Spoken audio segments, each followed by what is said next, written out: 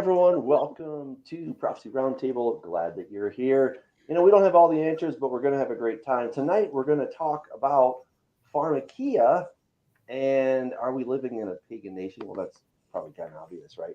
But what is this Pharmekia stuff? Now, is it wrong to go, get some medication, different stuff? Probably not. But there's that really interesting word, Pharmekia, that we find in the book of Revelation, and we are going to dig deep into that tonight. And I'm going to now hand it off to Joel because Joel is going to give us more information on what we're looking at. And of course, we have a special guest. We have Dr. William Schnoebelen, and we are excited that you are here. Thank you for joining us, Dr. Bill. We're just so glad that you're here. So, Joel, take it away. Thank you. First of all, I live near Minneapolis, Minnesota, and I live in Paganistan, Minnesota. Jan Markell did a show on this about 3 weeks ago, and I said, I need to get Bill on the show, okay? Because I've been trying to book him for 5 years to come up to the Twin Cities. He knows about our area. He knows about Llewellyn Publishing, which is a pagan publisher, and he knows about spiritual warfare. And so I was hoping that he would come on the show, bless us with his information, because he worked for the dark side a number of years ago. He works on God's side now. He's a Sabbath keeper. He's a great guy. He knows about naturopath medicines and things like that, and he will be a blessing too. So without further ado, Dr. Bill Schnoebelen. Shalom. Right. Hey, we're so glad to have you. Thank you. It's a pleasure to be here. Yeah. So tell us about yourself. Well, I have a varied background. Basically, I spent 16 years in the occult and witchcraft.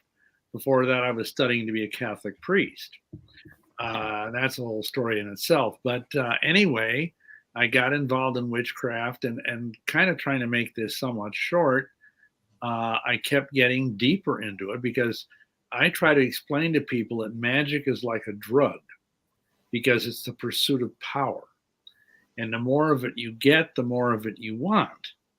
And so it's like, they talk in addictions about tolerance and the idea that you need to keep taking more of whatever, booze, heroin, whatever it might be, to get the same, effect.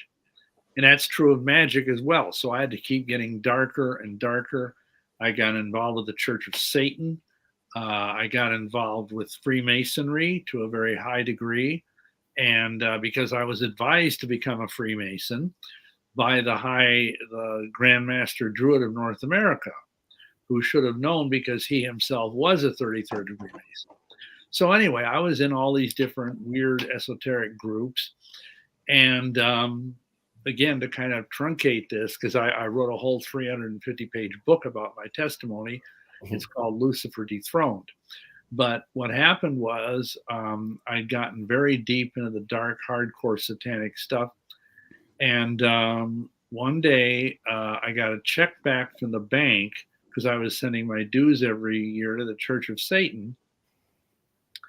And the lady from the bank there in San Francisco had written on the check, "I'll be praying for you in Jesus' name."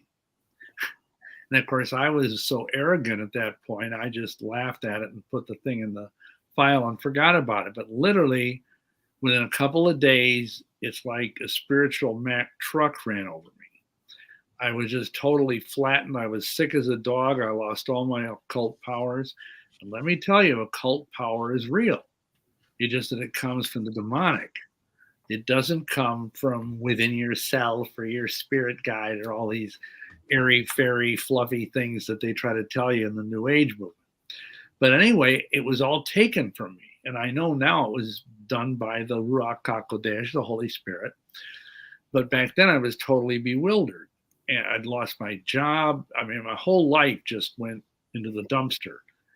And I went up, we had a painted black chapel up in our attic with the statue of Pan and pentagrams and all this stuff. And I knelt before the altar to Lucifer and I cried out and I said, "Give me a sign. I mean, I've sold my soul to the devil. I've done all the things you've told me and look what happened, And the amazing thing is that even though I was praying to Lucifer, the Almighty came along and answered my prayer. And literally within a day, these two teenage girls from Chicago. At this time, I was living in Milwaukee. They contacted me. They were Satanists, and they wanted to come up and meet the great satanic priest, little knowing that I was at this point feeling like something the cat dragged in. So they come up and they said, we want to give you something. It's like a present. And what they gave me were 2 Chick comic books, Jack Chick. I'm sure you all know about those. Angel of Light and Spellbound. And I sneered at them and whatever, they thought they were goofy. They said they were Neanderthal. That was their word. So I just threw them in the box and forgot about them. And see, that was the Almighty's attempt to get me back on the right track. But I was too proud. And so the next day, there was a knock on our door, and guess what was on the other side of the door? Mormon missionaries. Now, mind you, this Grandmaster Druid fellow, 6 years earlier, when we were training under him, he told us that if we ever got into deep spiritual anguish or whatever, we should join the Mormon Church, because the Mormon Church was started by witches for witches, as a place where, we could go and hang out and appear to be, good old white picket fence, all-American Christian. And if you know anything about Mormon theology, there's a lot of truth in that. So we joined the Mormon Church, went through the temple. I became an elders quorum president, which is, kind of underneath the bishop in the local ward. I was on a fast track, went through the temple, which you have to have a special recommend to do that. And the whole temple was like a giant satanic Masonic ritual. And again, that could be a whole probably hour-long discussion. But the point is, it was affirming what this Druid guy had told me 6 years earlier. So I was trying to be a good Mormon. I was reading my Bible. As it happens, the Mormons use the King James Bible. And as the more I read in the Bible, the more I realized that the Mormon Church was flawed. But I didn't know what to do about that.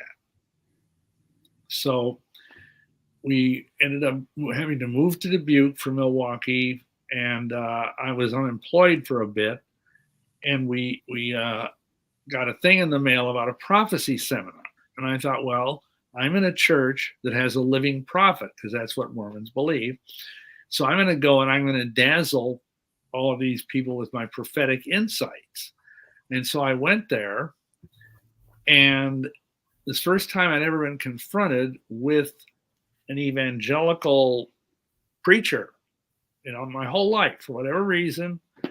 And this guy just kept shooting me down and shooting me down. And finally, I pulled out the thing that Mormons always use when talking to evangelicals or Protestants or whatever. And I said, well, where do you get the authority to baptize people so they can be saved? Because Mormons believe that there's only 2 possibilities there. Number one, it's the Roman Catholic Church, but they believe that apostatized in the 3rd or 4th century. And the other alternative is, of course, the Mormon Church, which Joseph Smith restored in 1830. So I threw this at him, and he said, well, where do you get the idea you have to be baptized to be saved? It says in Acts 16:31, believe in the Lord Jesus Christ and thou shalt be saved. And that was the verse that the Ruach HaKodesh had for me. It went through my magic Mormon underwear like a bullet through a sheet of wet tissue paper. Because I don't know if you know this, Mormons wear magic underwear. Anyway, and again, we can talk about that if you want. But, you got to be buried in it, right? They don't wear Fruit of the Loom. So I went home and I was just trembling. I really felt the conviction, and I prayed and I fasted for a week. And finally, I remembered those comic books. And I thought, well, I've tried every other godforsaken thing in the world, almost literally. I'll try this. So I took out the comics, and I remember on the back page of this thing, the 4 spiritual laws. I knelt at the foot of my bed, and I took off my magic underwear because I didn't want any static on the line when I was praying to heaven. And I prayed the prayer, and I got born again. Hallelujah. So that's the short version of my story. And a couple of years later, I got called into the ministry in the realm of mostly apologetics. At first, I worked for 5 years with Ed Decker, who wrote the Godmakers book. And probably maybe you've heard of that. And was mainly working, trying to either evangelize Mormons or Freemasons. And then we started our own ministry with One Accord Church Ministries, because we were broadening out and also dealing with helping people that are in the occult and things like that. So our website is withoneaccord.org. I've written 8 books and got dozens of DVDs and tons of free material. I think I sent Joel a couple of links to some of our resources. We have lots of articles people can read on that line. Of course, we have a YouTube channel. So that's the short version. Okay, thank you, Bill. Yeah. And then, so we have a problem with Ephesians 6, where it talks about putting on the armor of God and going out and fighting and things like that. But you claim that you need more than just that you need the Old Testament too. You need the Tanakh. And Well, I'm so, not saying you need it, but I mean, I just think that if there are these other parts of the armor that are hidden in plain sight, so to speak, in the prophets and the Psalms and so on, that we need to also take advantage of those. So, yeah, I mean, there's nothing wrong with people that just want to stick to the famous passage in Ephesians chapter 6, 12 and following. But, there's other things out there, like the garment of vengeance, the cloak of zeal, the armor of light, the shield of salvation, and all of these different things that are not found in Ephesians 6, but are very powerful things to have at your disposal. Well, and I would just add real quick that just looking at the passage, the belt of truth. I mean, his word is truth. His Torah, his instructions are truth. So you're not adding anything. You're just using scripture to show that truth is his word, and his word starts in Genesis 1, not Matthew 1. Oh, man. So if we're not fighting against flesh and blood people, then who are we fighting against? I mean, are we fighting against demons or principalities or archangels or fallen angels, or who are we fighting against? Yes. Oh, okay. All of the above. I mean, this is one area where there's difference of opinion. Okay. But we have been teaching for years, really since the early 90s, that there's a difference between a fallen angel and a demon, that they're not the same thing, because demons are more or less relatively insignificant entities. They can come into a person, they can, possess a person or obsess a person, or, to use the variation of the Greek word that's in the New Testament, they can be demonized. But you can't really have a fallen angel come into you and possess you. That's a higher order of evil magnitude, if you will. Bill, can I ask you a question? Sure. Because it says specifically that Satan entered Judas. And Yeah. clearly he's a fallen angel. That's an interesting study, because Yeah. and again, this is an area where different people have different theories, but I think Judas is rather different. And I think Judas, he is identified as a son of perdition. And of course, so is the Antichrist identified as a son of perdition. Oh. I think that Judas was not necessarily entirely human. He may have been some sort of Nephilim. Yeah. He may have been. What if he started human, and then when he got possessed, he then became the son of perdition? Yeah, I'm not sure. I mean, there's a mystery there, because obviously Yeshua knew who Judas was, whether he was just a human being that had weaknesses in the realm of finances or whatever, or even if he was some sort of demonic entity or whatever, he knew. And yet he still selected him to be one of the 12. And, that's something that kind of boggles everybody's mind. I'm not, again, what do you make of Philo of Alexandria, who says that demons are exactly the same thing as angels? Because daemonia just means mighty ones, right? Sure. So mighty ones, Elohim means mighty ones. Yeah. So, I don't see any distinction at all between those. I think it's just a language issue. And, the only supposed distinction we would have would be from the book of Enoch, Sure.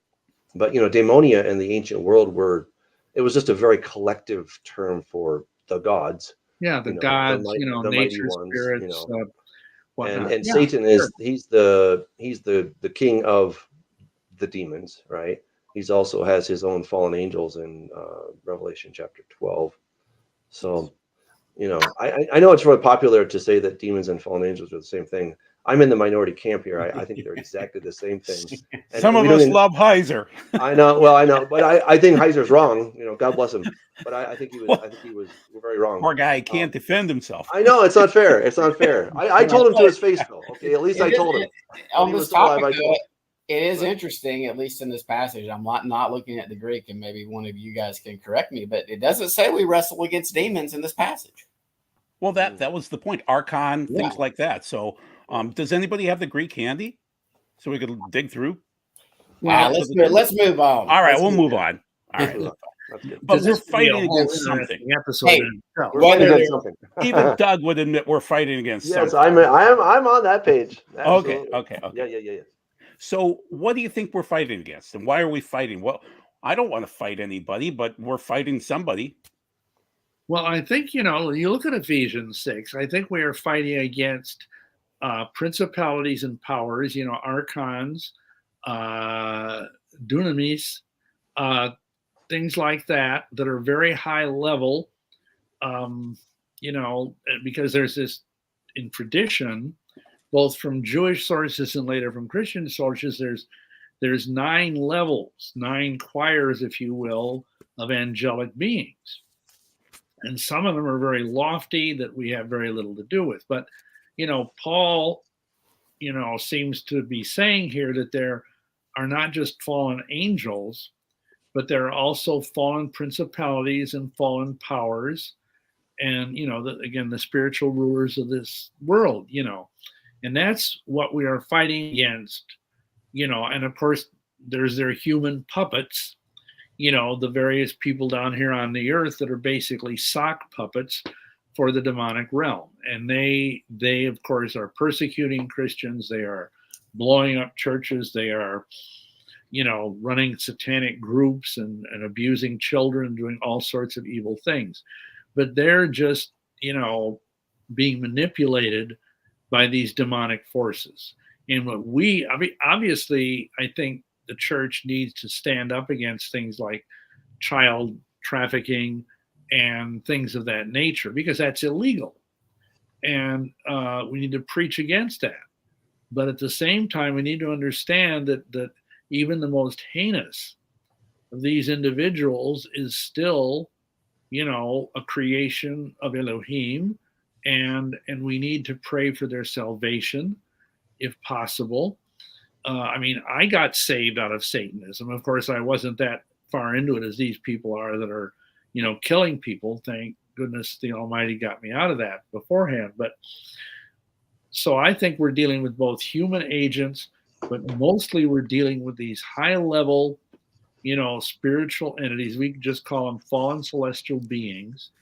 And we need to have every part of the armor at our disposal to do combat in the spiritual realm. And Bill, I don't know if I heard it from you, or maybe we're just on the same path. I don't call the globalists, the elites. I actually call them the head puppets versus the puppet masters, because the puppet masters are these archons, these powers, these principalities. That prince of Persia, that prince of Greece that we see in Daniel. Those would be the ones, the actual puppet masters, and like someone like Obama or someone like Klaus Schwab. They're the most deceived people probably in the entire world, or some of the most, at least in this. And I don't even think those are upper echelon of the humans. No. I don't even think they're the head puppets. They're just the public figures for the. Yeah, many years ago, like quarter of a century, I guess now, I wrote this book, Masonry Beyond the Light.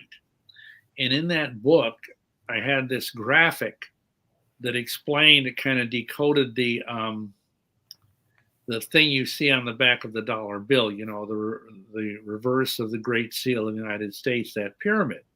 And in there I show how there's these different layers. At the bottom of the pyramid is the Blue Lodge Masons. And then you go up, and of course it also gets thinner or more narrow. And then at the top, you have Lucifer, and under him are the 7 archdukes of hell.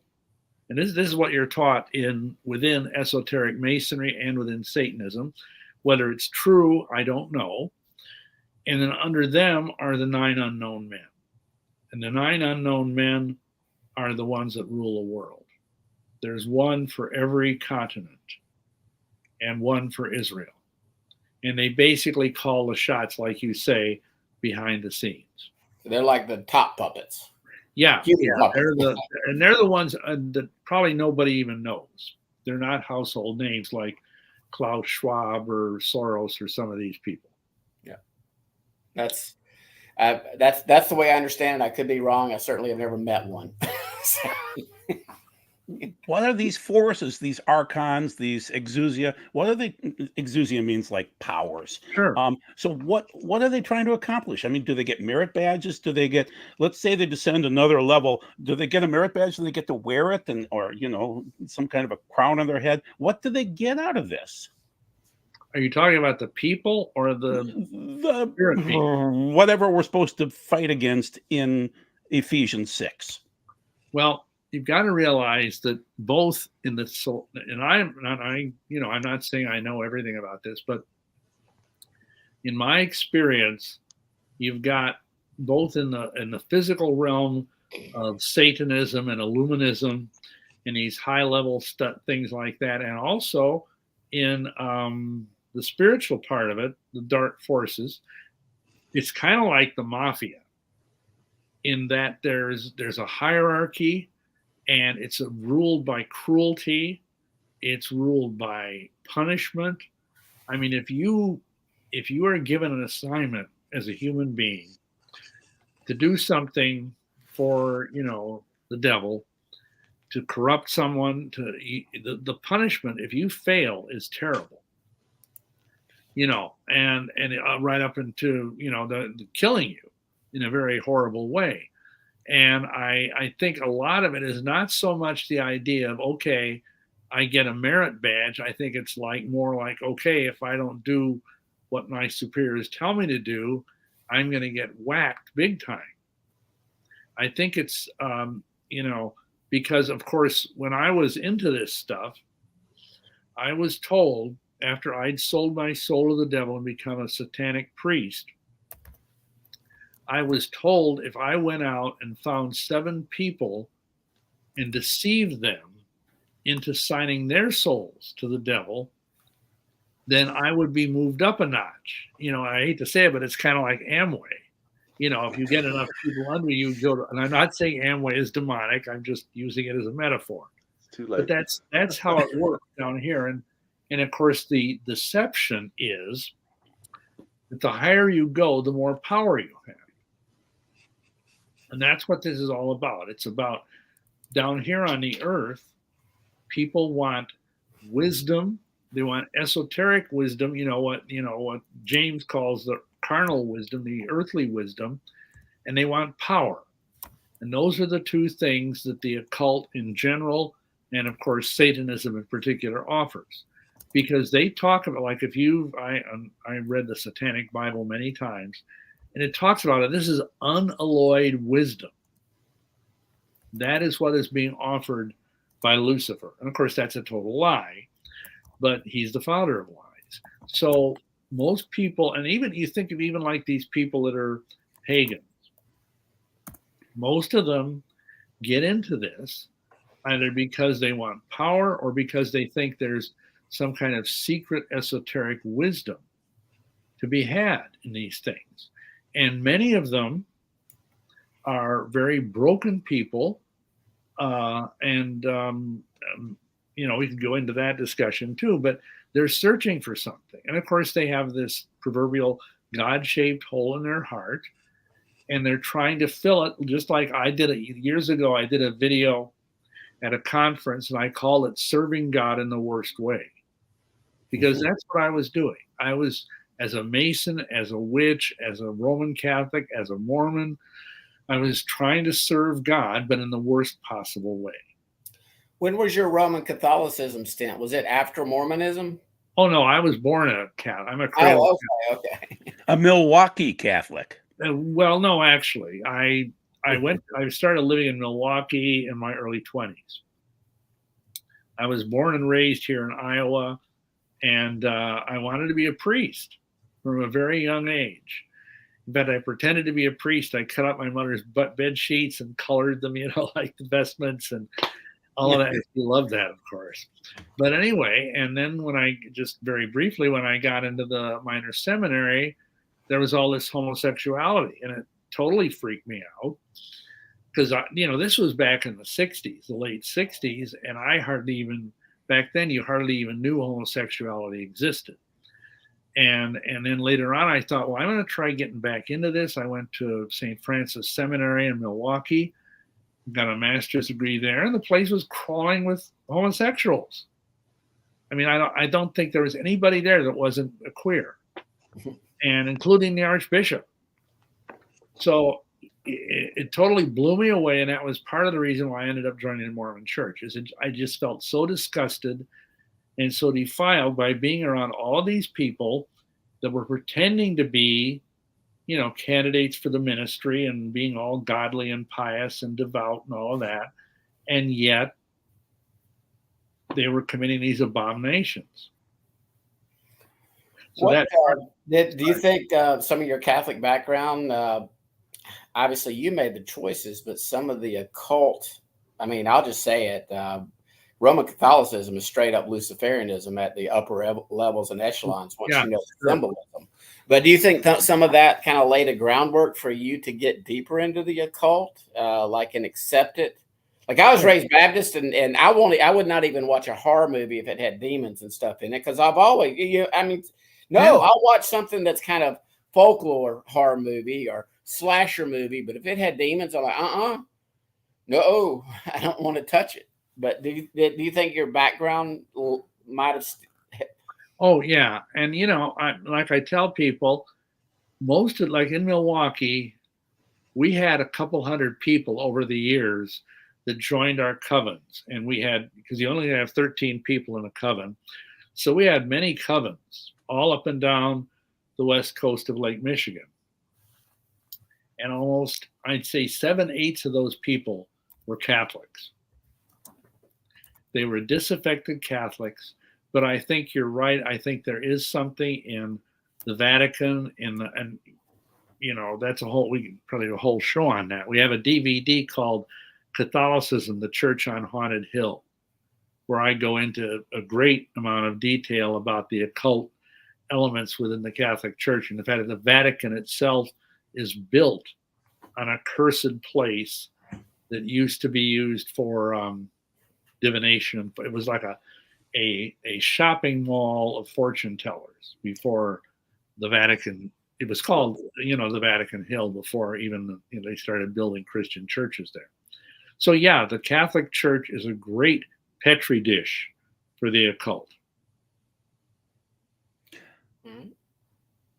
Questions, or should I continue? Okay, so let's pretend we're in the end of days at some point in time. And it seems like it. I mean, the news has not been great lately. Israel just launched some attacks against not Syria, but Damascus, which is Isaiah 17:1. So we know about the end times. We study Revelation. We study prophecy here, obviously.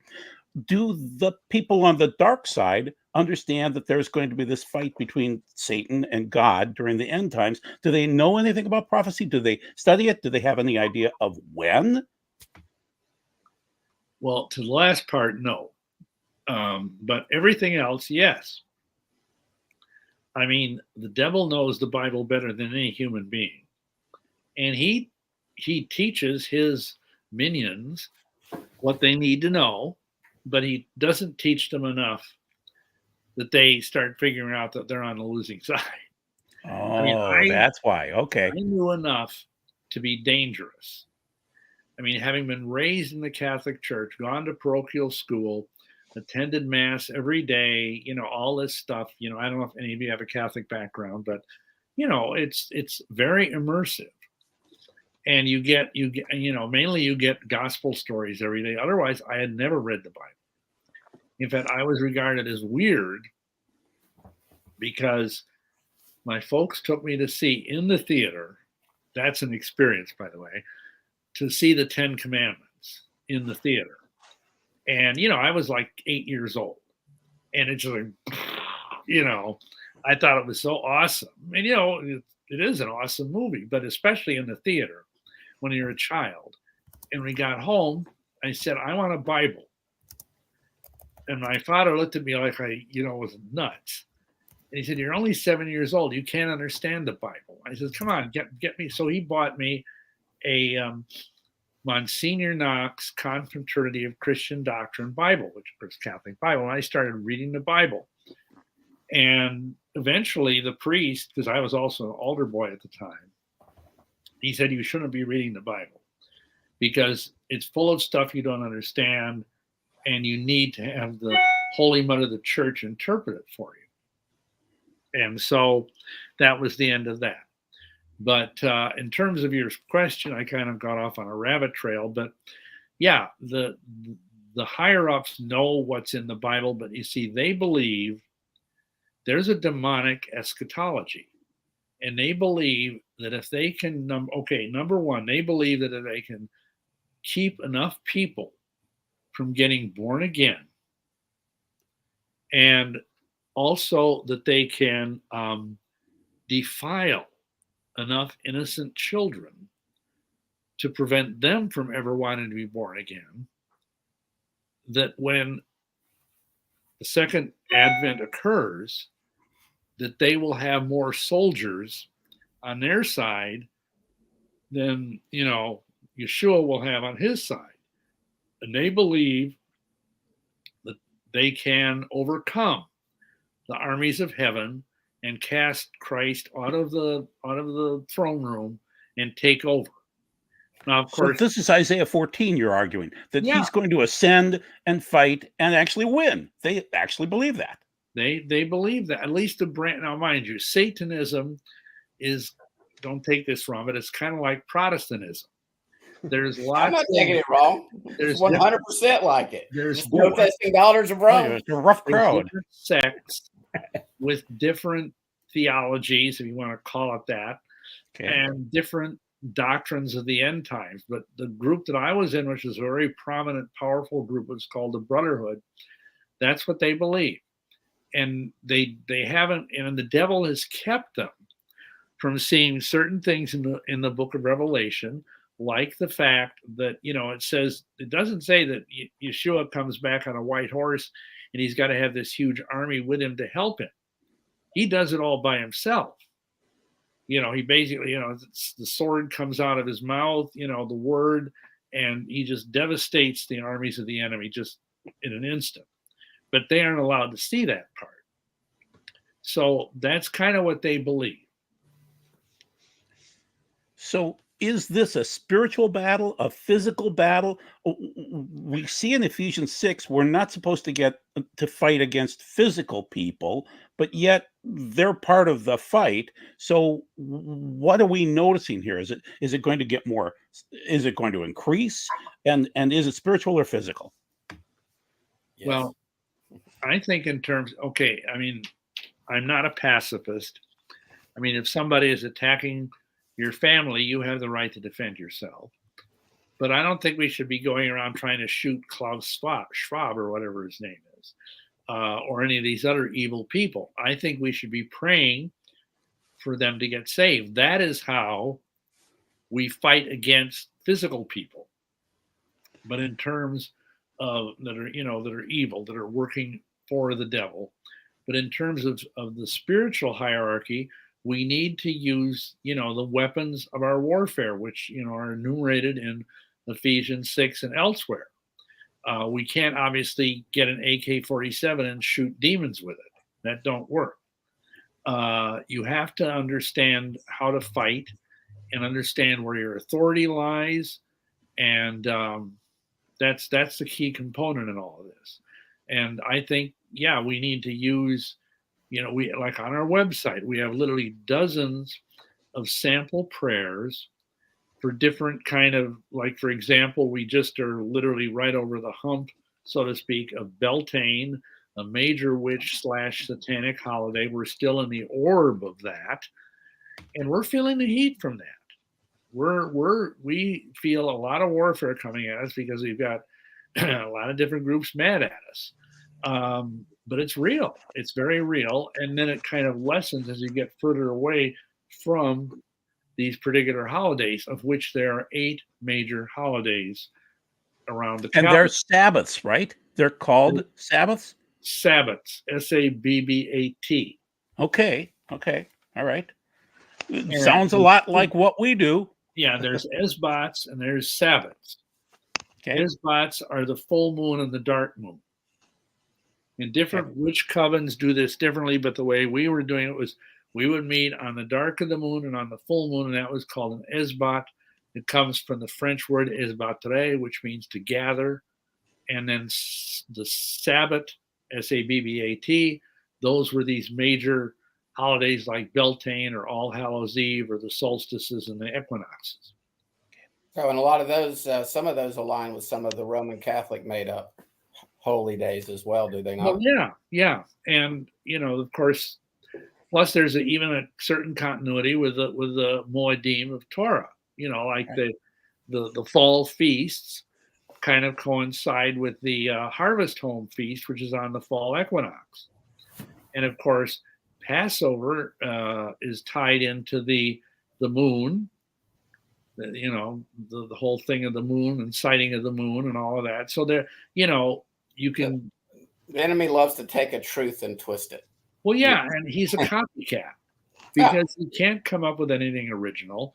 So, even like in Satanism, he basically copies the Roman Catholic Mass and then blasphemes it.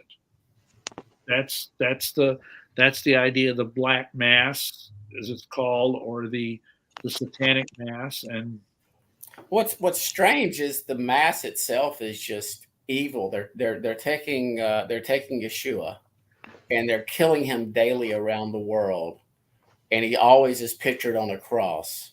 Or in the goddess's arms, Venus, Ishtar. I mean, so I guess I don't look at the Catholic Mass as any better than maybe the Black Mass. One's just more blatant and blasphemous, and the other people. And I'm not saying that Catholics know this, but that is pure. The Catholic Mass is straight from hell.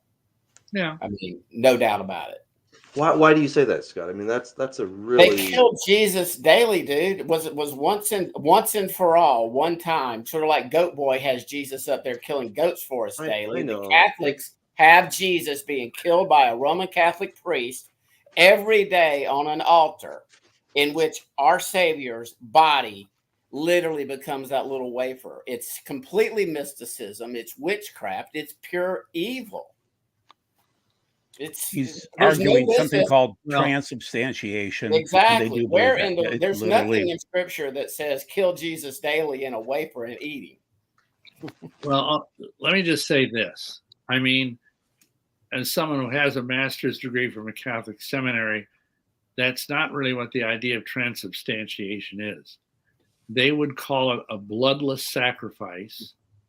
I agree that it's grossly wrong, but I mean, obviously millions of devout Catholic people believe in it, and there's a lot of piety involved in it, which can be wrong, but they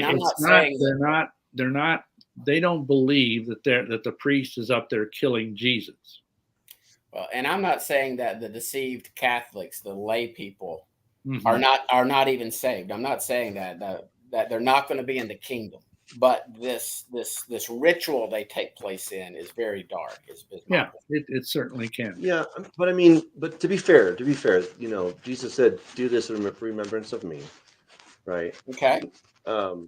Well, so look, I mean, obviously, I don't agree with transubstantiation. I don't agree that we need to, have the wafer and all that every day. But for most of these people, they're just like, they're trying to do what Jesus said to do. Right. So I just think Well, you're being like Bill really, really harsh. I just think you're Well, being like very. Bill said, Catholics don't read I the Bible. agree. Doug. They don't read the Bible. Well, yeah, but They're I trying. mean, I'd be very careful because I think we're all getting things pretty wrong. In I many have some areas. charismatic Catholic friends So- that are persecuted. And so my heart goes out to these poor Catholics that are in a situation where they want to, their God has called them to be in the Catholic Church and to be a light. And so there are some great Catholic people. And when I was a politician, they were the people pounding the signs for me because they were pro-life. So they do many wonderful things. And they have been the leaders of the pro-life movement. They have been. They fight the hardest. Of many evangelical and especially liberal Protestant churches are just shameful. Right. But anyway, it's a complicated thing, like any human institution. Okay, so we're running out of time here, and I'd like to discuss Paganistan, which was once again Jan Markell's show from a few weeks ago, where she interviewed, and I'm blanking on the name of the gentleman, but they came up to Minneapolis and checked out Llewellyn Publishing, and they checked out this particular section that I live in, which is close, we're between rivers. And so Bill and I talked about this before, that there seem to be river spirits, you call them, marine spirits, something like that. What? Marine spirits. Okay. Not to be confused with the Marine Corps. But yeah, I mean, see, witches, any witch believes in the idea of elementals, they're called. There's fire spirits, water spirits, air spirits, and earth spirits. And without wanting to get too deep into the weeds on this, the marine spirits are particularly nasty. They're kind of like a collision between mermaids and vampires, if you will, but they're not real. They're not physical beings. But because of this, a lot of occultists and New Agers and witches believe that to be near water, like you asked, why do they like to congregate around, like these rivers that you say are up there in your area? It's because they believe they can draw spiritual power from these marine spirits that not only are in the rivers, obviously they're in the oceans too, but they're also in underground, like aquifers and underground streams and things like that. And these witches and whatnot, they believe that they can draw power. They can, like I used to do this. I would do rituals for either fire or water. I'll tell you a story here real quick. We had a fellow, without going into all the details, a rival witch stole our Book of Shadows. In Milwaukee, this was, and had it in a safe. And he had no right to that because he wasn't even a witch. He was just a fake. And I know this sounds kind of petty in retrospect, but anyhow, we called up fire spirits that are called salamanders to go and destroy the book, so he couldn't have access to it. And we heard through the grapevine a couple days later that this guy was in he had a basement office underneath his occult bookstore, and the safe caught fire and blew apart, and everything in the safe, including a lot of his money, was destroyed along with the book, because we had called up these fire spirits to go and take revenge on this fellow. So that's an example of that. But the water spirits are more powerful because they're more unpredictable. That's what the if you will, the theology behind this is. So they will go and they will stand by these rivers and do rituals and try to call these beings up out of the water, and then try to harness their energy to do their magic with. So I have to admit publicly. Oh yeah, go Doug. Yeah. So in Revelation 13, it says that I stood on the sand of the sea and I saw the beast coming up out of the water. And with all of the UFO appearances that seem to be always located over water. There have been many times where they go from 80,000 feet down to water level and even down into the water. And it's not even a splash. There's lots of testimonies to this by U.S. military personnel. And it seems to be that they are living in the oceans of some form, or I don't know how they do that, but that seems to be where they kind of hang out. A number of ufologists have noted that the oceans seem to be where these non-material kind of beings are hanging out. So do you see a correlation between what you've experienced in the satanic realm, the Satanism, and the UFOs? Oh yeah, absolutely. I mean, it's and of course, the larger the body of water, like you're talking about, and I'm pretty familiar with the whole UFO thing. I've been studying it for 50 years. They'll go into the ocean, they'll come out of the ocean, and they'll also drain lakes. Like we had when I was living out in Seattle working with Ed Decker, there was a lake up in the Cascade Mountains that people saw this quote unquote flying saucer over it, and the next morning the lake was dry. Stuff like that. That's not that uncommon. And that's because they understand the occult power behind water. And yeah, I think in the ocean, you're probably dealing with some very large, powerful entities of this sort of thing, these marine spirits. And, there's mythology, there's the whole idea of Leviathan, and it whatever is one of the 5 major points on a satanic pentagram. I don't know if you know this, but if you look at the classical Baphomet pentagram, the 5 points of the pentagram spell out Leviathan in Hebrew. Oh, wow. Lamed, Vav. I can't do it in my head, but anyway, you look at what's on the cover of the Satanic Bible. Leviathan. Okay. And it's so Isaiah. Leviathan rules the water. All the water spirits are under Leviathan.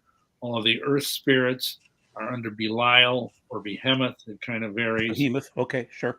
That kind of thing. Lucifer is over the air spirits, and Satan is over the fire spirits. That's how they look. Wait, they make the distinction between Lucifer and Satan? Yeah, many of these groups do. They're dualistic. And I don't know if you know who Satan is a title. Light and dark. Pike is. Albert Pike. I mean, Lucifer and Satan are exactly the same dude, but according to talking about the occult. First, they are from the Bible, but there is a strong strain of sort of a modern version of Zoroastrianism, where they believe there's an evil God and a good God, and that this is a cornerstone of Freemasonry. Mm-hmm. And I don't know if I was mentioning Albert Pike a moment ago, but he was the Grand Sovereign Inspector General of the 33rd degree of the Scottish Rite in the 19th century. He was the most honored Freemason. In the 19th century, he was a Confederate war general and one of the 2 founders of the Ku Klux Klan. Interesting little bit of Masonic trivia there. Anyway, he wrote this huge volume called Morals and Dogma that's like the Bible of Scottish Rite Masonry. And in there, he taught that there are these 2 gods, he called them, one God is Adonai, and he's the evil God. And then there's the good God, the light bringer, who is Lucifer. Hillel. That's one version of it. Yeah. Hey, Bill, can I ask you a totally off-topic question? She's my daughter-in-law now, and she was heavily involved in the occult, and she's pregnant, and but she's just so worried that her past, and she has cast all that off and got rid of all the satanic stuff, the pentagram. She still has to cover up some tattoos and everything, but she is so worried that there might be some transference from her past actions to my granddaughter. Sure. My wife wanted me to ask him that, so I apologize. Go for it. This is a very excellent question. I mean, in the midst of all this theoretical stuff, this is something that's kind of spiritually practical. And we have prayers on our website. We have a whole subsection called Spiritual Warfare and Deliverance. And we have deliverance prayers. And what I would recommend is that, I understand she's, I've repented of it, and whatnot, but it would be good for her to go and pull out. We have a thing, it's called a deliverance procedure, and just see what things might apply, because it's designed to be kind of a do-it-yourself thing. And from what I'm understanding, it doesn't sound like this would be a major thing. But I think it would be very good, especially for the sake both of the child, but also of the mother, to renounce formally, whatever kind of stuff she was into. And we list like the different strong men that go with, okay, let's say you were a Wiccan, then you would deal with these certain, high level demonic beings that are kind of overlords of Wicca. If you were into something else like Freemasonry, then there's different strong men. And back to the topic as far as the occult goes, and I've studied enough to be dangerous, but there is this light and this dark. Lucifer being the angel of light, Satan there's this yin versus yang, this duality, and like a Star Wars, the Force, the good versus the evil. And some people wear the white hat role, and some people wear the evil dark hat role. They're all on the same team. Exactly. Ultimately. And that's why, for example, if you were to see a diagram of a Masonic temple, traditionally they have a pavement that's a checkerboard of black and white squares. And that symbolizes the dark and the light having to be in balance. And then they have the twin pillars that are on the west half of the temple, and all this stuff. And it's all the same dualistic thing that Albert Pike was talking about. Well, we have a few questions in the chat. I think I would just say, please. I mean, if you want to give me your email, I will send you a link to those deliverance prayers. I know Joel has my. I'll forward it to you, Scott. I'll forward it. And I do have a question related to our topic. We've not really discussed Pharmekia before we get into questions. I would like to ask, and I'll bring it back personal again. I was a crazy idiot when I was young. Well, my son about 2 years ago did way too many mushrooms. He wanted to kill himself. Anyway, that's an example of Pharmekia, psilocybin, and what I believe attached to himself. And he would not, I asked him to pray. I said, look, he said, Dad, I'm not in repentance right now. I'm not living the way I should. We were taking him to psychologist, and he said, all of a sudden his face, he hadn't looked the way he looked. He had not been my son for weeks. We're taking him to the psychologist, and all of a sudden his facial expression changed. I saw him in the mirror, and he said, Dad, can I tell you something? I said, what? He said, I did what you asked, and I no longer have these thoughts. I no longer am being attacked. I'm no longer. And so that was a miracle. Yeah, amen. Yes. Before we saw the psychologist. When you do drugs, I mean, and I'm talking now about, illegal drugs, and especially psychotropic drugs, psychedelic drugs. I did a lot of that in the 70s. And, you just blow open the doorways to the demonic. I mean, whatever protections might have been there because of your upbringing, if you were raised in a Christian home or whatever, it just, it like totally destroys all that. And you just, and it's funny, even people, because as you may know, there are legitimate people that are psychiatrists and whatnot that are using psychedelic drugs in a therapeutic setting. But even they will say, those of them that are Christians will say quite often dark things come in unbidden when you even microdose, whether it's LSD or psilocybin or mescaline or whatever.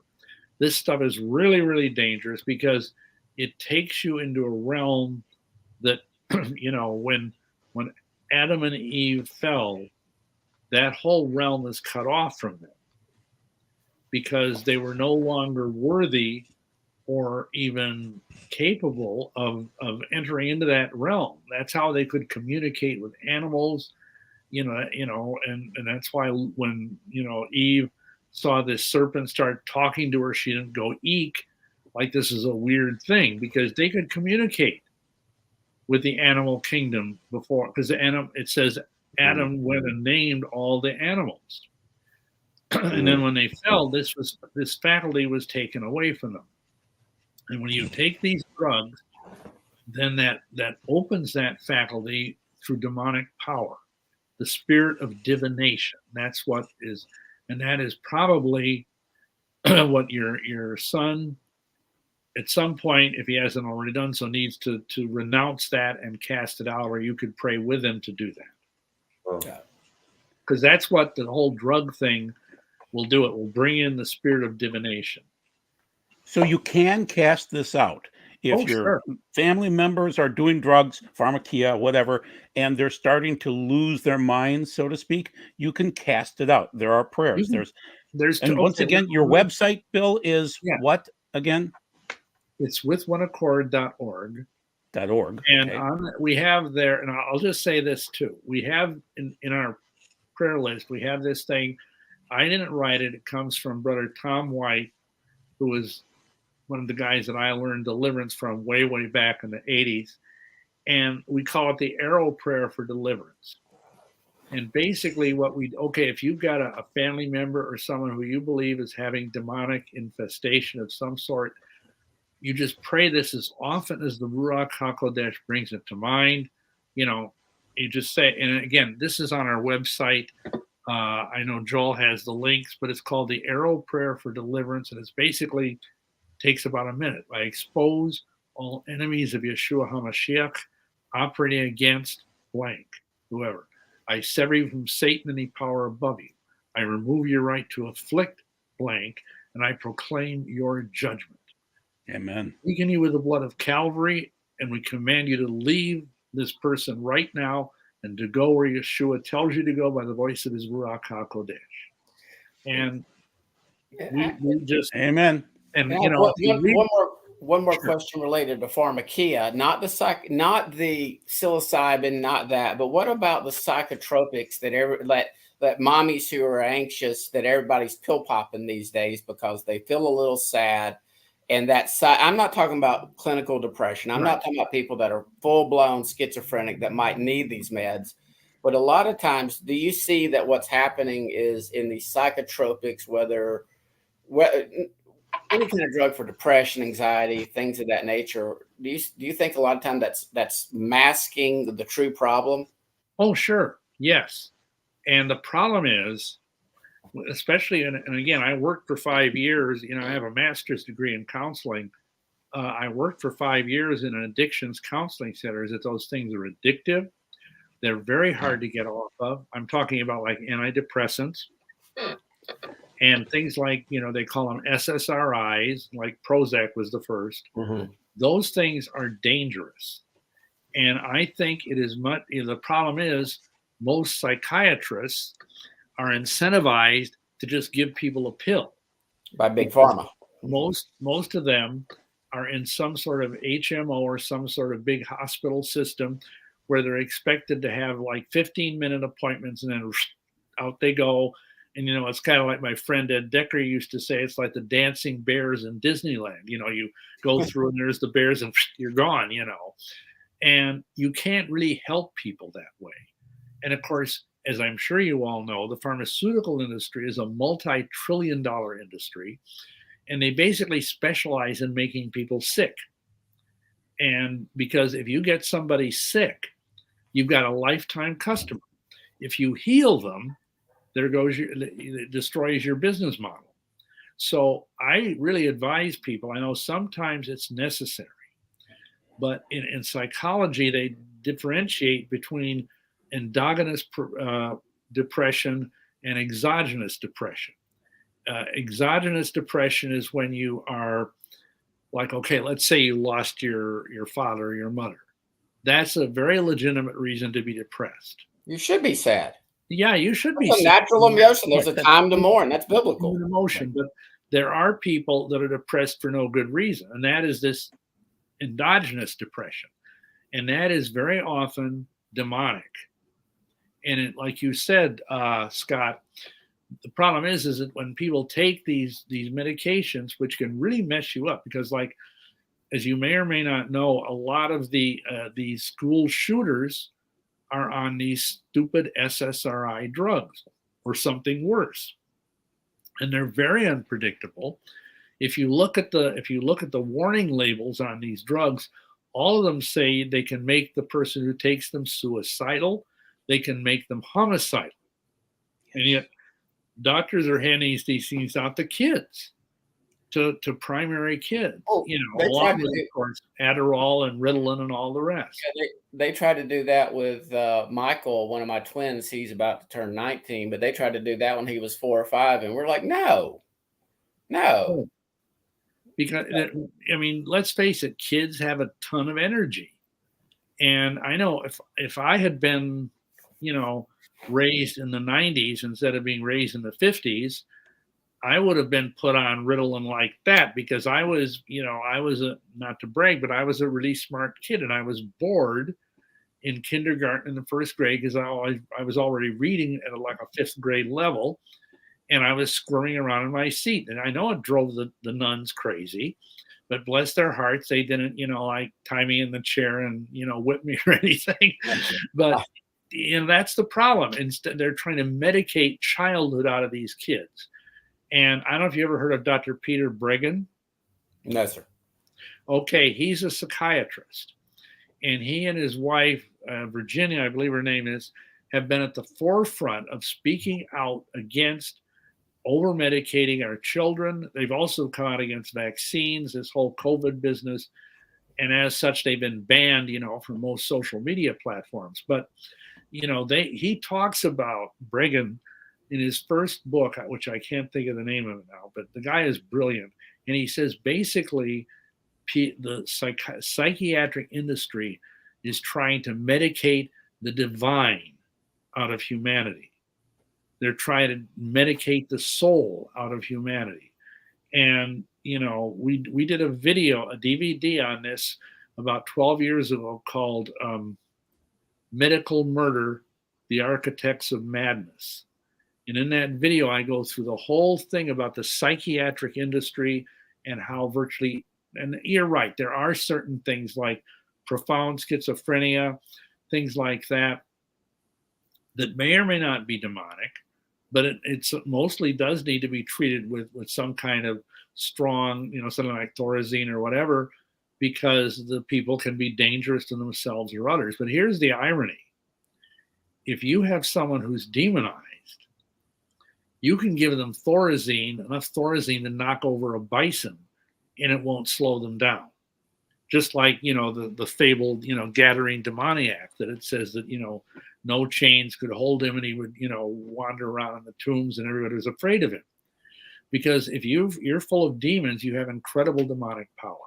So it's a dangerous kind of thing.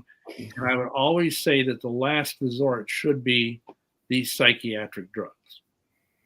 And the whole world is deceived by her pharmakia. Exactly. That's, of course, and, I was one of the first people to draw the parallel like a decade or two ago between, the idea of sorcery and the idea of the pharmaceutical industry. So we're competing against archons, these powers, these creatures, whatever they are, spiritual. And it seems like, Bill, you told me this week that they're entrenched. They dig in, like Llewellyn Publishing in my area here. They have people all over the place. They're entrenched. They are praying against us, and we need to be in the fight against them. The problem is, spiritual warfare is the big thing in Minneapolis. The Christians that I know, it's a big thing in terms of the problem, but in terms of the answer, which is prayer and spiritual warfare, not so much. So what do? Pray. Okay.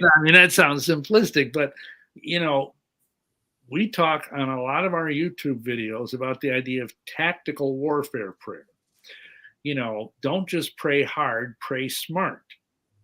And use the tools that Yeshua has given us and understand those tools.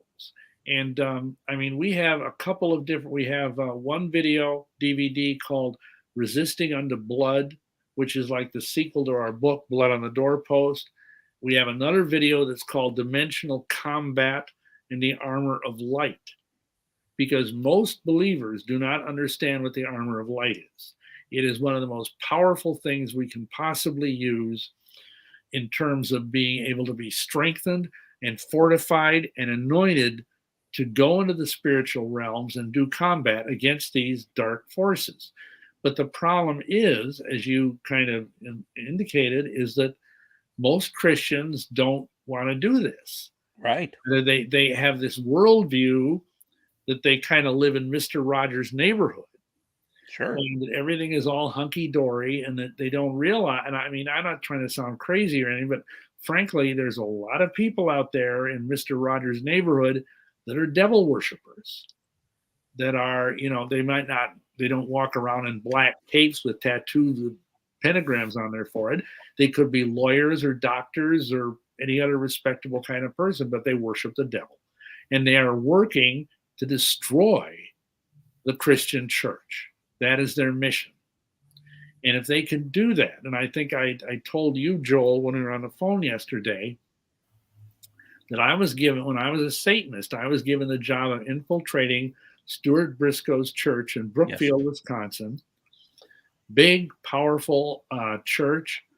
I don't think it was a mega church at that time, but you know, anyway, and I was supposed to go in there. I was given false tongues so I could appear to be a spirit-filled Christian, and it was demonic. And I was going to get in there, and then after ingratiating myself to the people in the church, I would turn around and I would accuse the pastor of making a pass at me and being a homosexual, which would, of course, ruin him. And fortunately, the Ruach HaKodesh reached in there and through the events I chronicled earlier, got me away from that and got me knocked on my back and ultimately saved.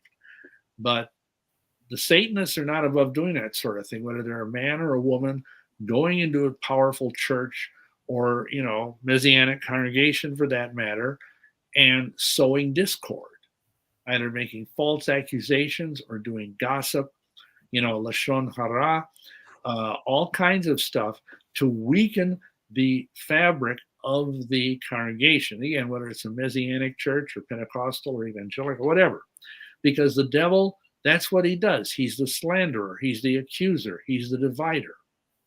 That's what diabolos means. So we're getting close to a hard break. Doc, you had mentioned 60, 70 minutes. Doug, you had mentioned 60 minutes. We have some questions. Are we allowed to take one or two? Let's take them for sure. Yeah, absolutely. Okay, would you pick them out, Doug, since you've been reading them? There's some really good ones. I already picked them. Did the Star of David on the Israeli flag come from the pentagram or vice versa? Looks similar. There are two different things. I have a bunch of research on that too, if you need. Yeah, I mean, it is not satanic. It's called a hexagram. Yeah. And the Magen David is not a satanic symbol. The pentagram is a satanic symbol, especially if it's inverted. But if you look in, like I used to have all these high-level occult books and whatnot, and you would if you had a six-pointed star, you would always be inside of a circle. Okay, and you don't see that on the Israeli flag. You just see the six-pointed star. And, you know, since I became, you know, Torah followers and all of that, I know a lot of people will say, well, it's the idea of the paleo version of the letter Daled, you know, which is a triangle interlaced, because David's name is, you know, Daled wa Daled. And that, so no, I don't think it's the same thing by any stretch of the imagination. See, 5 is the number of death. Oh, that's it. Thank you. I was going to ask you that. So you covered it. Okay. That's very cool. And just so people know, you know, if you look at Acts chapter 7, and it says that, you know, you had the Star of Remphan, that is a terrible transliteration. It completely got messed up. It's from, from Micah or Malachi. I forget which one. But basically, they it's I have it in my book, Corrupting Image Farm too. So I go into star. Sorry, the 8-pointed star is an occultic symbol. The 8-pointed star is Yes, the that's star different. Yeah. of Yeah. Ninurta, Nimrod, Ashtoreth. So that's what they were talking about, and not something to do with the Jewish Magen David, which is Yeah. the shield. So I think this is a great question. Why is the use of blood on magic rituals? I Good guess question. this could be a whole show right here. That's a Yeah, good come question. back. Come back, Dr. Bill. Well, yeah, I think I'll just do this one and then we'll call it a day, but we can do this again. But what I was starting to say is, like it says in Leviticus, the blood is the life. And all people that are magicians, particularly black magicians, Satanists, and so on, they believe that if you shed blood, you can get energy from that blood. And they believe that if you kill someone, that's a real huge amount of magical energy that you can channel to use to send curses. And they also believe that the younger the person is when you kill them, the more power there is. Because, like say a 5-year-old child Or innocent. 60 or 70 years of life ahead of them minimally. And by killing them, you're getting all those years. And they believe they can extend their life by killing children, by sexually violating children, What's by yeah? drinking their 'Cause blood. they charge the energy. What's in it for the demon or whatever the spiritual entity is? What's in it for them? Good Power. question. See, Power. Okay. I So tell this them, suggests that I say it they this have a way. lack of power. Matthew right? 28, Mhm. Yeshua says, "All power on heaven and earth is given unto me." The devil has no power except what we choose to give him. Fallen people, whether it's Christians who are struggling or whether it's Satanists that are openly doing evil things. And I think what happens is that when there's these, like for example, abortion. Abortion is obviously killing the youngest possible human being. That is a huge amount of energy for the demons. They love that. That's why the demons are fighting so hard to try and keep abortion legal. And it's, of course, it's Moloch worship. But so the reason for the blood is it gives the demons power, and ultimately, again, it's like the top of a pyramid. It gives Satan power. Would you say the alphabet soup nonsense is also some way that the demons are trying to control people and getting little boys to think they're little girls and vice versa? Oh, sure. That's a perverse spirit. It's a spirit of confusion, and it's a direct affront to the divine order that we find in the Bible. That obviously Elohim put into our very DNA, that I was born a man, someone else is born a woman, and that's not like he makes mistakes. But yeah, that's demonic.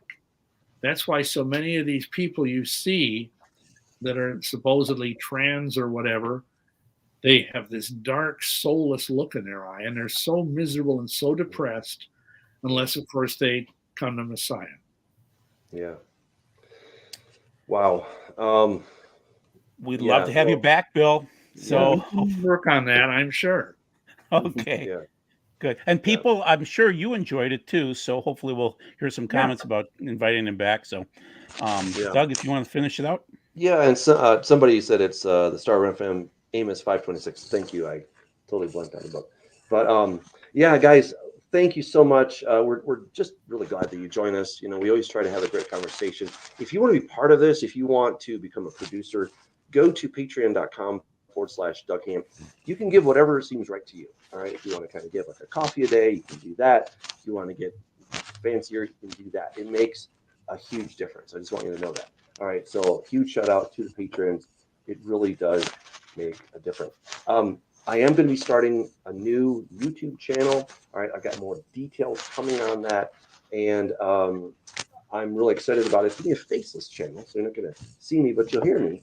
And we really believe that we can reach, a lot of people in a very different way. I almost kind of feel like the church model is kind of petering out, and that YouTube is kind of church for a lot of people, unfortunately. And so we're going to produce some well-produced, high-quality faceless videos. Our first video is going to be Nimrod. I think you guys will love it. We're going to have another video about Satan. So some of the topics that we talk about here, we're going to have on that channel, plus, some of the things to encourage you.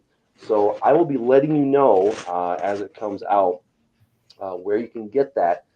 So expect that next week I'll be giving you guys the link, and I do hope that you will join us on that. So thank you so much, Dr. Bill. Thank you once again, everyone. God bless you guys, and have a good